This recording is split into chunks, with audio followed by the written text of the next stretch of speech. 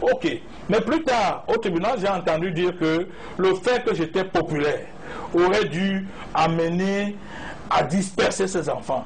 J'ai dit, mais non. Vous ne pouvez pas...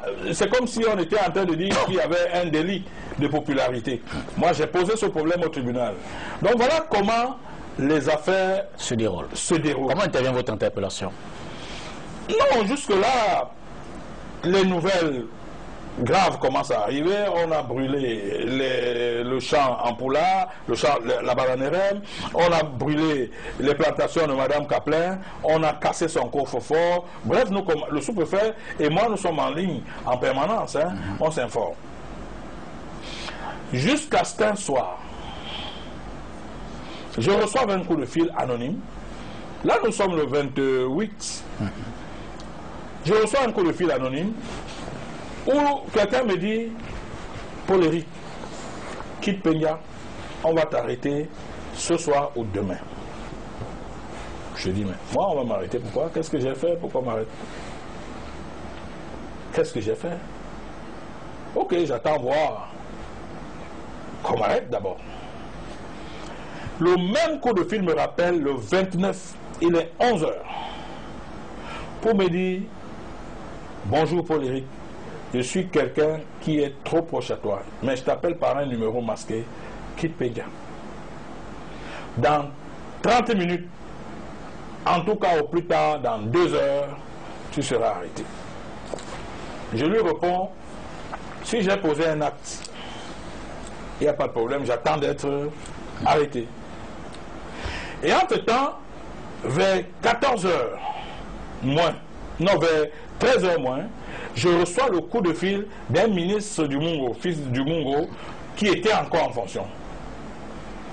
Ce ministre m'appelle pour me dire, King, comment tu vas? Je lui dis, ça va bien, Excellence. Il me dit, j'ai discuté avec Zemeka hier. Zemeka me dit, depuis hier, qu'il va te faire arrêter aujourd'hui. Et j'ai voulu lui demander qu'est-ce qui se passe. Pourquoi on veut te faire arrêter? Il me dit que Mara Fallou a demandé de me faire arrêter. Je lui dis, ok, monsieur le ministre, merci pour l'information, j'attends d'être arrêté. À 13 h 20, vers la fin du journal, un arrêté du ministre de l'administration territoriale me suspend de mes fonctions.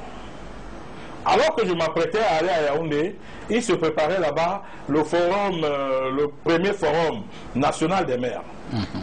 Il se préparait donc, il fallait que je rejoigne Yaoundé comme tous les autres maires du Cameroun. Mais compte tenu de la situation qui était très tendue en Djombe Peña, c'est ce jour finalement que je décide de partir de Peña pour Yaoundé.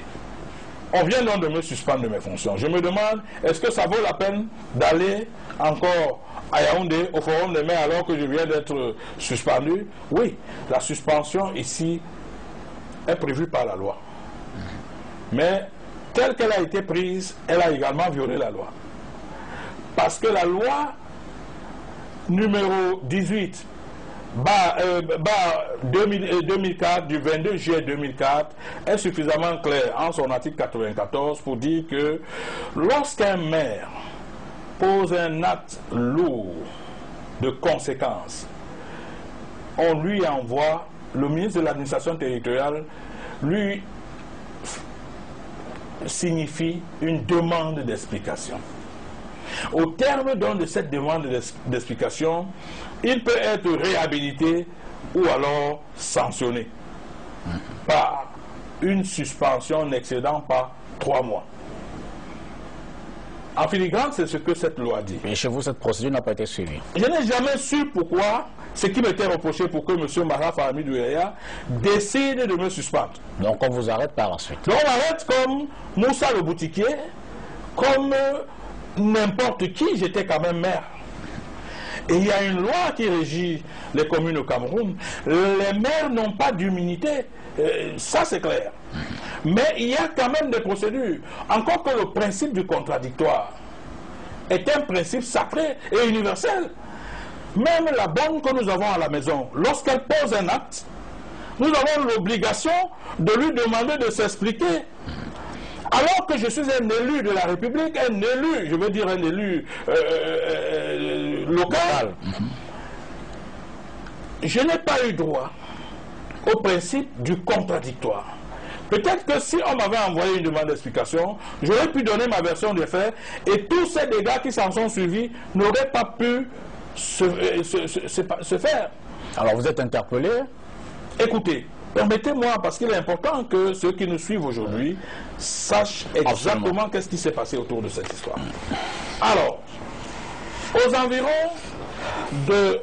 Alors qu'on vient de me suspendre, à l'approche de 14 h moins, je reçois encore ce fameux coup de fil de celui qui dit Maître Poche, qui me dit Paul-Éric, maintenant c'est fait, dans 20 minutes tu vas être arrêté. Je dis, la moindre des politesses c'est de me dire qui vous êtes. À un moment donné, je me suis dit, bon, mais c'est peut-être quelqu'un qui veut aussi me torturer spirituellement. Bon, enfin, pour moi, entre-temps, je traverse la route, je vais chez mon voisin pour lui dire que je suis en train d'aller à Yaoundé. Au moment où j'entre chez mon voisin, je vois des camions militaires qui migrent vers ma maison. 12 camions militaires, pleins des gardes du BIR. Parce que je voyais sur leur casquette BIR. 6 pick-up de gendarmes. Pour moi, c'est des gars qui sont en train de faire la patrouille. Mais quand ils arrivent devant ma porte, ils s'arrêtent tous. Exactement comme ce fameux anonyme me le disait. Les gars s'arrêtent. Je suis encore chez le voisin de l'autre côté. J'entends le colonel demander est-ce que c'est le domicile du maire? Les gens qui étaient à côté disent oui, c'est le domicile du maire. Moi, je reste là, je vais d'abord voir qu'est-ce qui se passe. Et puis, instinctivement, je prends mon téléphone, j'appelle le général Douala Massango. Il faut que les Camerounais le comprennent aujourd'hui. Quand j'appelle le général Douala Massango, je lui dis, mais général, il me dit, ah, Paul-Éric, ça va? Je dis, ça va, ok. Qu'est-ce qui se passe?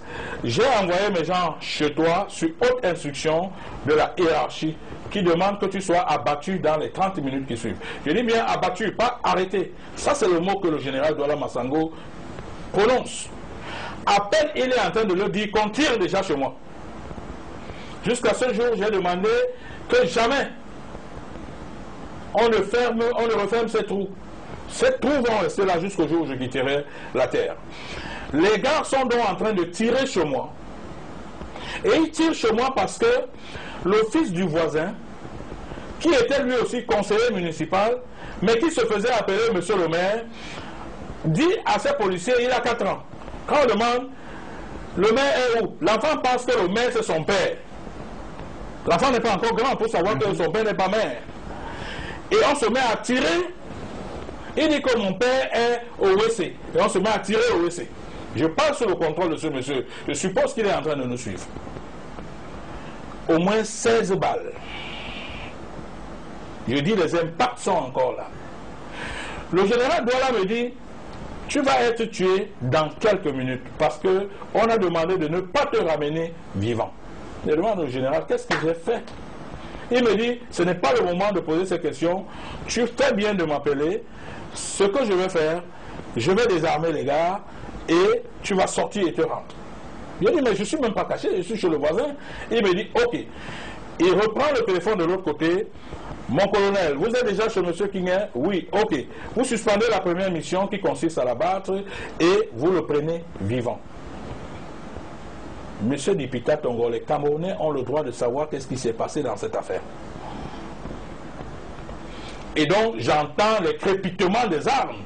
Je vous ai dit, ils étaient très nombreux. Et les crépitements étaient tellement forts. C'est la première fois que j'entends autant de bruit. Les gars déchargent dans leurs armes. Et moi, je sors. Le général me dit, bon, King, tu sors et tu te rends. Nous allons suivre cette affaire. Première leçon, paix à son âme. J'ai eu le temps de lui dire, général, tu m'as sauvé la vie. Dieu t'a utilisé pour me sauver la vie. Cet homme, Dieu l'a utilisé pour me sauver la vie. Alors, qu'est-ce qui se passe Le général, en m'appelant, ne sait pas, je ne comprends pas quelle est cette erreur qu'il a. Je veux dire qu'au moment où j'appelle le général, il aurait pu ne pas prendre le téléphone. Ou alors il n'aurait pas pu faire ces dérèglements au téléphone.